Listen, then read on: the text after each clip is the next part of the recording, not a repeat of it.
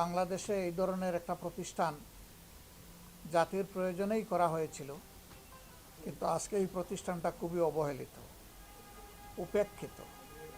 যেভাবে এটাকে ঝুলিয়ে রাখা হয়েছে, তাইলে সরকার বলে দিতে পারে যে এটার প্রয়োজন নেই, আর যদি প্রয়োজন থাকে তাইলে ঝুলিয়ে রাখার কোনো অবকাশ নেই। এটার একটা সমাধান অবশ্যই হওয়া চাই। সংসদে আমি আপনাদের এই আসনের প্রতিনিধিত্ব করার পাশাপাশি আরও 299টি আসন সম্পর্কে আমার বিবেকের জায়গা থেকে আমাকে কথা বলতে হয়। তারপরে এটা আমার প্রাধান্য, কারণ এই এলাকার মানুষ আমাকে নির্বাচিত না করলে আমি সংসদে আজকে এইভাবে কথা বলার সুযোগ পেতাম না। কৃতজ্ঞতার জায়গা থেকে আমাকে এই কাজটা অবশ্যই করতে হয়, করে যাব ইনশাআল্লাহ। দাবি যেগুলো আপনারা বলেছেন, অসঙ্গত কোনো দাবি এখানে উত্থাপন করা হয়নি, সবগুলাই সঙ্গত দাবি।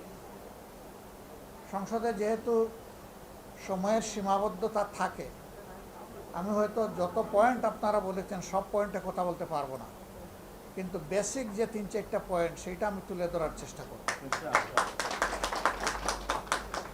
আর আমি আপনাদেরকে এই ওয়াদাও দেব না যে সব দাবি আদায় করে দেব। আমি আপনাদেরকে ওয়াদা দেব যে দাবি আদায় আপনাদের লড়াইয়ের সাথে আমি থাকব। আপনারা লড়াই চালিয়ে যাবেন, আমি আপনাদের একজন সহযোদ্ধা হিসাবে এই লড়াইয়ে অংশগ্রহণ করব, কারণ এটা আমার দায়িত্ব। এই সেবাটা তুলনামূলকভাবে সাশ্রয়ী এবং পার্শ্ব প্রতিক্রিয়া মুক্ত, তাইলে এই সেবা কেন আমরা নেব না? এর প্রয়োজনীয়তা হয় আমরা উপলব্ধি করি না, অথবা এই সেবার পক্ষে বড় গলায় কথা বলার জায়গা মতো লোক নাই, এই জন্য উপেক্ষিত। এটা তো হওয়া উচিত নয়। আমাদের সরকার, বর্তমান সরকার ঘোষণা করেছেন সবার জন্য স্বাস্থ্যসেবা নিশ্চিত করা হবে। তো এখানে যে শত শত রোগীরা এখানে আসে প্রতিদিন সেবা নিতে, তারা কি সবার মধ্যে পড়ে না? তারাও তো সবার মধ্যে পড়ে। যেহেতু তারা সবার মধ্যে পড়ে, কাজে এখানে উপযুক্ত অ্যাটেনশন দিতে হবে। রোগীদের একটাই হাহাকার দেখলাম যে আমরা ঔষধ পাই না। অবশ্যই এটা ঠিক যে সরকারি মেডিকেল কলেজ হসপিটালগুলোতেও রোগীদের একই হাহাকার, কিন্তু একটু কম, এখানে বেশি।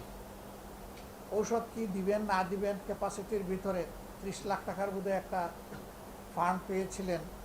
আমাদের প্রিন্সিপাল সাহেব বললেন যে ইতিমধ্যে প্রায় শেষ হওয়ার পথে। তো চিমটিয়ে চিমটিয়ে যখন দেওয়া হবে, স্বাভাবিকভাবেই এটা সাস্টেন করবে না। এর একটা পলিসি থাকা উচিত। আমি মনে করি যে আপনাদের জন্য সবচেয়ে বড় দাবি হওয়া উচিত, দাবি আদায় করার জন্য লড়াই করা উচিত, সেটা হলো যে এর জন্য একটা আইন তৈরি হওয়া উচিত। আইনের ভিত্তি যখন দাঁড়াবে, তখন বাকি জিনিসগুলো ডান হাত ধরে সব চলে আসবে।